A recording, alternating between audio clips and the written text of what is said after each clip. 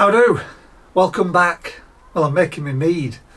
Sorry, the top of my head's chopped off, I think. It's just I wanted everything in shop, you know. Yeah, so I'm making my mead today. The mead I'm using, the honey I'm using to make the mead is called Forest Field honey, and it's from Lithuania. It's raw, unpasteurised honey from fields bordering a woodland in Lithuania. So I got 2 kilograms. I'm not going to use 2. I'm just going to use 1.5 kilograms, and the rest I'll just use on my toast tomorrow, and the next day and the next day. So the problem with this honey when I bought it is that it's set honey as opposed to runny honey. So I've had these soaking like we do with extract tins. I've had these soaking in a saucepan for about 20 minutes with hot water, about 80 degrees. I've heard you're not meant to put them in boiling water. And that seems to have softened it up a little. It seems to have changed the texture. And what I've got here in this saucepan, being careful, is 1.5 litres of water that's come down now to about 70 degrees. And I'm going to need to use a spoon. But what I thought of doing is transferring the honey into the hot water and trying to dissolve it, because there's no way I can spoon this honey into a small neck of the demijohn.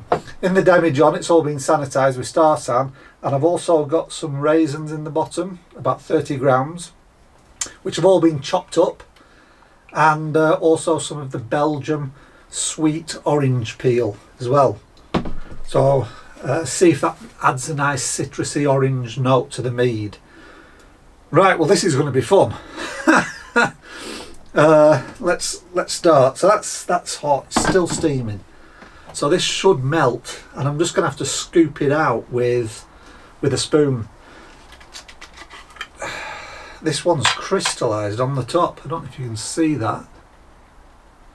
It's crystallised. Okay, let's see if this works. If it doesn't, blimey,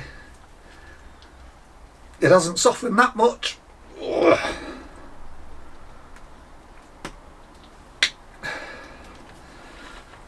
Right, I think I'm going to have to do this off camera, because blimey, that is, there we go. I'll just have to do it a little bit at a time. Well, I think it's just the top bit that's where it's crystallised. I'll come back to you when I've got 1 jar in at least. Right, note to self. Don't buy this honey for mead. It tastes actually very nice. I'm going to enjoy it on my sandwiches, but I think that's where it's best kept. My God, that took forever.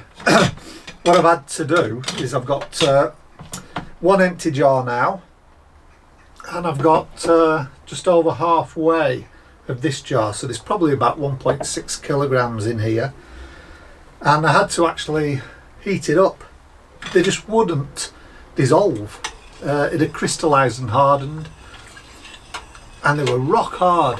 It was like I was scooping out little rocks from the jar, and that's after being heated. But they've all dissolved now. I heated it up on the hob here, on the hot plate, and I kept stirring it because I didn't want any caramelisation at the bottom. So what I'm going to do is I'm going to pour it, and God, this is just going to be terrible. Everything's going wrong. My hands are just so sticky. Anyway, I am going to pour this into here via a sanitised funnel. As I said, I've put in 30 grams of raisins and 20 grams of the Belgium sweet orange peel. Oh, you just know something's going to go wrong, don't you? You just know it. I'm going to stand up for this, excuse me. I hope you can see on the camera. Oh.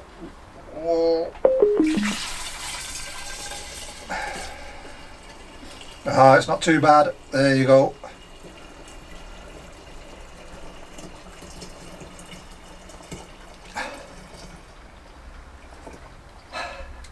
Perfectly clean. So there was no solids, nothing stuck to the bottom.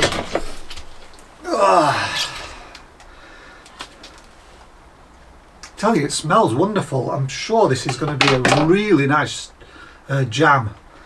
Just let me sanitize that again. I'm sure this is going to be a really nice jam on you know, on some toast or something like that. Let me just give this a swirl. Whoa! Of course it's hot, isn't it? Just to get some air in. Oh, you can tell I haven't brewed one of these meads in a while, can't you? There we go. What I'm going to do is take this indoors and I'm just going to top this up now with cold water. That's going to aerate it. And I'm going to come up to about here, about the shoulder height. So when fermentation starts, there's enough headroom for any krausen. So I'm just going to go out and do that. Oh, it's raining outside. And there it is. So it's nicely aerated. I'm going to put a bung in. Sanitised bung. This one's got the hole in. The other one didn't. That's why it shot out because of the hot water.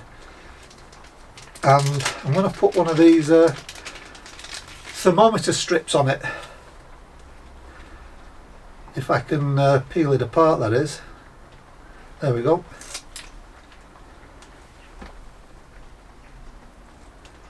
And this is still far too warm for the yeast. But what I'm going to use, this is all wet now, bloody hell. What I'm going to use is Young's Super Wine Yeast Compound. It's a mixture of yeast and nutrients, and it's for 1 teaspoon per gallon. That's about this. Direct to the wine must, and it's useful, it says, for high ABV, well, wines, meads. I don't know what the ABV of this is, well, the gravity of this is, and I'm not going to check because I just want to stick an airlock in and be done. But it's still too warm. Is it registering yet? Oh, well, it's not actually, it's not too bad, it's 28. Maybe if I just give it a bit of a shake.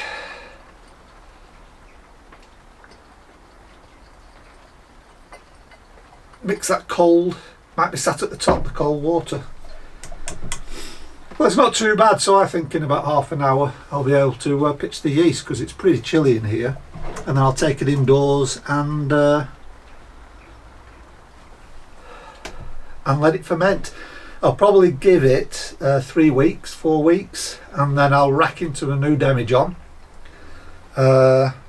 Take it off the raisins. They should have done their job. The raisins actually don't give any nutrient. It's a myth. I've been reading up on mead making, and the modern thought is that this putting raisins into a mead or into a wine,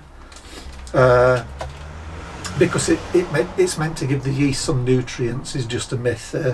They don't really give any nutrient, but what they will give is a little bit of depth of colour to the honey, and also a little bit of fruity flavours as well. So I'm hoping with the raisins and also with the sweet orange peel, this should turn out to be a nice fruity mead.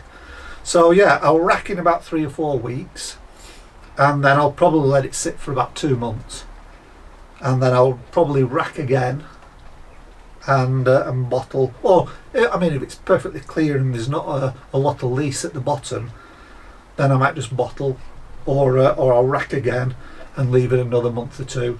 So yeah, we're probably looking at a 6-month project for this, but that'll bring us to September, so it'll be a nice autumn drink. Right, well, that hasn't gone really according as I planned. Let's put this in because it is 28 and that's fine.